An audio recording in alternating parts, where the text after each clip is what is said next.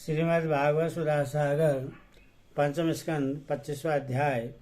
सुनिए श्री शंकरषण देव का विवरण और स्तुति की कथा आपको सुनाऊंगा। आप इसको ध्यानपूर्वक सुने और इस चैनल को लाइक सब्सक्राइब जरूर करें। सुनिए, श्री सुखदेव जी कहते हैं, राजन, पाताल लोक के नीचे 30,000 योजन की दूरी पर अनंत नाम से विख्यात भगवान की तामसी नित्य कला है।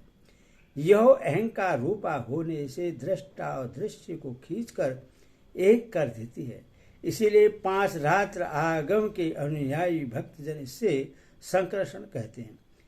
इन भगवान अनंत के 1000 मस्तक हैं। उनमें से एक पर रखा हुआ यह सारा भूमंडल सरसों के दाने के समान दिखाई देता है।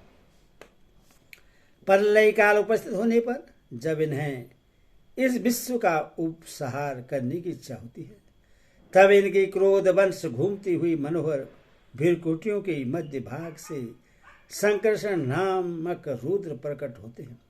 उनकी बहुसंख्या 11 है। वे सभी तीर नेत्रों वाले होते हैं और हाथ में तीर नोकों वाले शूल लिए रहते हैं। भगवान संकर्षण के चरण कमलों के गोल गोल स्वच्छ और अरुण वर्णक मणियों की पंक्ति के समान दीप्यमान है। जब अन्य प्रधान भक्तों के सहित अनेकों नागराज अन्य भक्तिभाव से उन्हें प्रणाम करते हैं, तब उन्हें उन नख मणियों में अपने कुंडल कांति मंडित कमनीय कपोलों वाले मनोहर मुखार बिंदु की मन मोहनी झांकी होती है और उनका मन आनंद से भर जाता है। अनेकों नागराजों की कन्याएं विविध कामनाओं से उनके अंगमंडल पर चांदी के खंभे के समान शोभित उनके वल्य विलसित लंबी लंबी सफेद वर्ण सुंदर भुजाओं पर अर्ज घना चंदन और कुकुम पंख का लेप करती हैं। उस समय अंग स्पर्श से मथित हुए उनके हृदय में काम का संचार हो जाता है। तब वे उनके मद बिहल सकरुण अरुण नयन कमलों से शोभित तथा प्रेम मद से मुदित मुखार बिंद की ओर मधुर मनोहर मुस्कान के साथ सालज्य भाव से निहारने लगती है। वे अनंत गुणों के सागर आदिदेव भगवान अनंत अपने अरमस असहनशीलता और रोष के वेग को रोके हुए वहां समस्त लोगों के कल्याण के लिए विराजमान है। देवता असुर नाग सिद्ध गर्दभ विद्याधर और मुनिगण भगवान अनंत का ध्यान किया करते हैं। उनके नेत्र निरंतर प्रेम मद से मुदित चंचल और बिहल रहते हैं। वे सुललित भजनामृत से अपने पादर्श और देव यूथबों को संतुष्ट करते रहते हैं।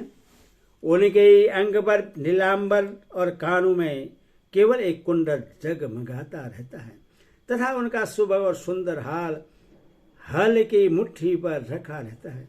वे उदार लीलामयी भगवान शंकरषण गले में वैजंती माला धारण के रहते हैं, जो साक्षात रुद्र के हाथी इरावत के गले में पड़ी हुई सुवर्ण की श्रृंखला के समान जान पड़ती है, जिसकी कांति कभी फीकी नहीं पड़ती। ऐसी नवीन तुलसी की गंध और मधुर मकरंद से उन्मत्त हुए भौरे निरंतर मधुर गुंजार करके उसकी शोभा बढ़ाते रहते हैं। परीक्षित, इस प्रकार भगवान अनंत महात्म्य स्वर्ण और ध्यान करने से मुमुक्षुओं के हृदय में आविर्भूत होकर उनकी अनादिकालीन कर्म वासनाओं से ग्रसित सत्व रज और तमोगुणात्मक अविद्यामयी हृदय ग्रंथि को तत्काल काट डालते हैं। उनके गुणों का एक बार ब्रह्मा जी के पुत्र भगवान नारद ने तुम्बरु गर्धव के साथ वर्मा जी की सभा में इस प्रकार गान किया था। जिनकी दृष्टि पड़ने से ही जगत की उत्पत्ति, स्थिति और प्रलय के हेतुभूत सत्वादि प्राकृतिक गुण अपने अपने कार्य में समर्थ होते हैं, जिनका स्वरूप ध्रुव अनंत और अकृत अनादि है, तथा जो अकेले होते हुए भी इस नानात्मक परपंच को अपने में धारण किए हुए हैं, उन भगवान शंकरषण तत्व को कोई कैसे जान सकता है, जिनमें यह कार्य कारण रूप सारा प्रपंच भास रहा है, तथा अपने निर्जनों का चित्त आकर्षित करने के लिए की हुई जिनकी वीरतापूर्ण लीला को परम पराक्रमी सिंह ने आदर्श मानकर अपनाया है, उन उदार वीर शंकरषण भगवान ने हम पर बड़ी कृपा करके यह विशुद्ध सत्वमय सतरूप धारण किया है।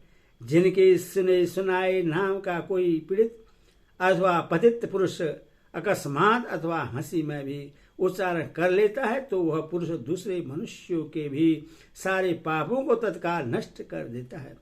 जैसे शेष भगवान को छोड़कर मुमुक्ष पुरुष और किसका आश्रय ले सकता है। यह पर्वत, नदी, समुद्रादि से पूर्ण संपूर्ण भूमंडल उन सहस्त्र शीर्षा भगवान के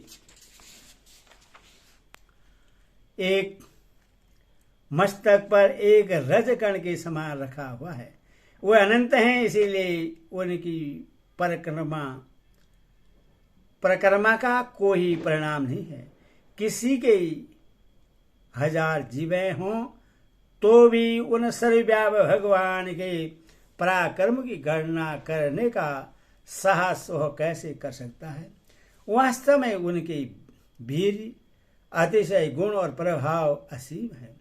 ऐसे प्रभावशाली भगवान अनंत रसातल के मूल में अपनी ही महिमा में स्थित स्वतंत्र हैं और संपूर्ण लोगों की स्थिति के लिए लीला से ही पृथ्वी को धारण किए हुए हैं। तात राजन, भोगों की कामना वाले पुरुषों की अपने कर्मों के अनुसार प्राप्त होने वाली भगवान की रची हुई ये ही गतियां हैं।